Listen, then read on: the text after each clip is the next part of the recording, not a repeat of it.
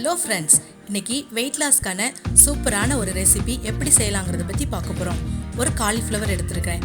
இதில் எவ்வளோ தேவையோ அவ்வளோ கட் பண்ணி எடுத்துக்கலாம். இது ஒரு ஆளுக்கு தேவையான ஒரு ரெசிபி தான் நம்ம பண்ண போகிறோம். இதில் தேவையான அளவு எடுத்துக்கிட்டு இப்போ அதில் எந்த ஒரு பூச்சி எதுவும் இருக்கான்னு சொல்லி பார்க்க போகிறோம். பொதுவாகவே எல்லாரும் என்ன பண்ணுவாங்கன்னு பார்த்தீங்கன்னா, சுடுதண்ணியில் போட்டு எடுப்பாங்க. அப்படி நீங்கள் எடுத்தாலும் அந்த பூச்சி உள்ளே தான் இருக்கும், போகாது. அதனால நம்ம இந்த மாதிரி எடுத்து செக் பண்ணி உள்ளே பார்த்துட்டு அதிலிருந்து பூச்சி இருந்ததுன்னா அதை எடுத்து வெளியே போட்டுக்கலாம். அதுக்கப்புறம் நம்மகிட்ட இந்த மாதிரி துருவல் இருக்கும். அதில் இந்த காலிஃப்ளவரை எடுத்து நல்லா துருவிக்கலாம். துருவிட்டிங்கன்னா பார்த்தீங்கன்னா இந்த மாதிரி உங்களுக்கு கிடைக்கும். இப்போ பாருங்க, இவ்வளோ நம்ம எடுத்ததுலேருந்து ஒரு ஆளுக்கு எவ்வளோ தேவையோ அவ்வளோ கிடச்சிச்சு. இப்போ இதை நம்ம ஒரு ரைஸாக செய்ய போகிறோம். இப்போ வாங்க எப்படி செய்யலாங்கிறத பற்றி நம்ம பார்க்கலாம். இந்த மாதிரி நம்மளுக்கு குட்டி குட்டியாக கிடச்சிச்சு. ஒரு இட்லி பாத்திரத்தில் தண்ணி வச்சு அந்த தண்ணி கொதிச்சதுக்கப்புறம் அந்த தட்டில் ஒரு துணி போட்டு, ஹோல்ஸ் இல்லாத துணியாக இருக்கணும், அந்த துணியை போட்டு இப்போ நம்ம துருவி வச்சுருக்கிற இந்த காலிஃப்ளவரை அதில் பரப்பி வச்சிடலாம். வச்சுட்டு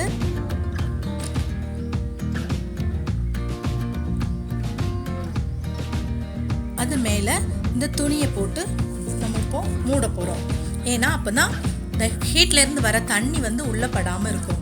இப்போ இந்த துணியை அது மேலே போட்டு மூடிடலாம்.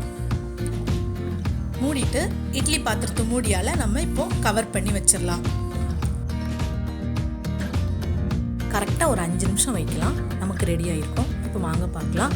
இந்த மாதிரி எடுத்து நம்ம கையால் மசிச்சு பார்த்தீங்கன்னா நல்லா சாஃப்டாக இருக்கும். அப்போ தான் அது வெந்திருக்குன்னு அர்த்தம். அப்படி இல்லைன்னா நீங்கள் இன்னும் கொஞ்சம் ஒரு 5 நிமிஷம் வச்சுக்கலாம்.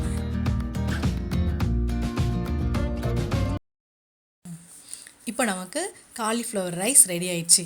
பாருங்கள், எவ்வளோ சூப்பராக ஒரு சாதம் மாதிரியே நமக்கு இருக்கும். ஒரு ரைஸில் எப்படி சாதம் இருக்குமோ அதே மாதிரி இருக்கும்.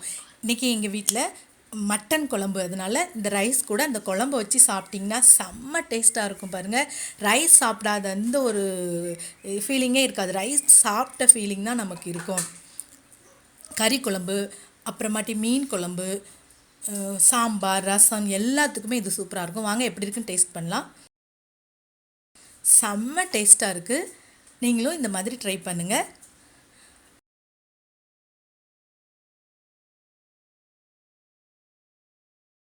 இதுக்கு முன்னாடி உள்ள வீடியோக்களில் காலையில் எப்படிப்பட்ட சாப்பாடுகள் வெயிட் லாஸ்க்கு எடுக்கணுங்கிறத பற்றி நம்ம பார்த்துருக்கோம். அதை நான் மேலே கார்ட்ஸில் கொடுத்துருக்குறேன், நீங்கள் செக் பண்ணி பார்த்துக்குங்க.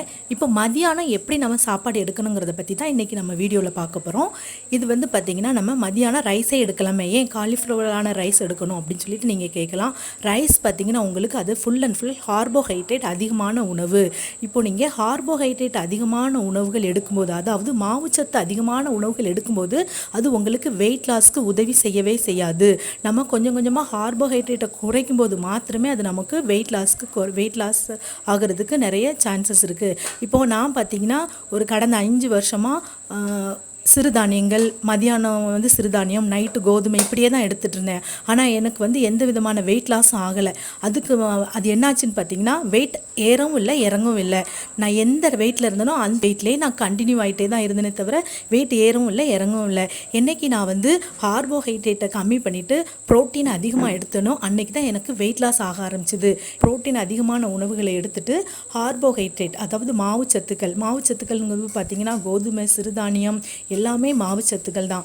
அது நம்ம அறவே அவாய்ட் பண்ணும்போது நமக்கு ஈஸியாக வெயிட் லாஸ் ஆகும். நீங்கள் கேட்கலாம், அதை ஃபுல்லுமே அவாய்ட் பண்ணணுமான்னு. இல்லை, நமக்கு போதுமான வெயிட் லாஸ் ஆனதுக்கப்புறம் நம்ம கார்போஹைட்ரேட் படிப்படியாக எடுத்துக்கலாம். இது ஒரு லோ கார்போஹைட்ரேட் ஃபுட்டு தான். இந்த காலிஃப்ளவரில் பார்த்தீங்கன்னா ப்ரோட்டீன் அதிகமாக இருக்குது, calcium, full and full calcium தான். இது நம்ம பெண்களுக்கு எலும்பு சம்மந்தமான பிரச்சனைகளுக்கு ரொம்ப ரொம்ப நல்லது. இப்போ நீங்கள் எப்போவுமே உங்களால் ஒரு 2 முட்டை, காய்கறிகள் இந்த மாதிரியே சாப்பிட்டுட்டே இருக்க முடியாது.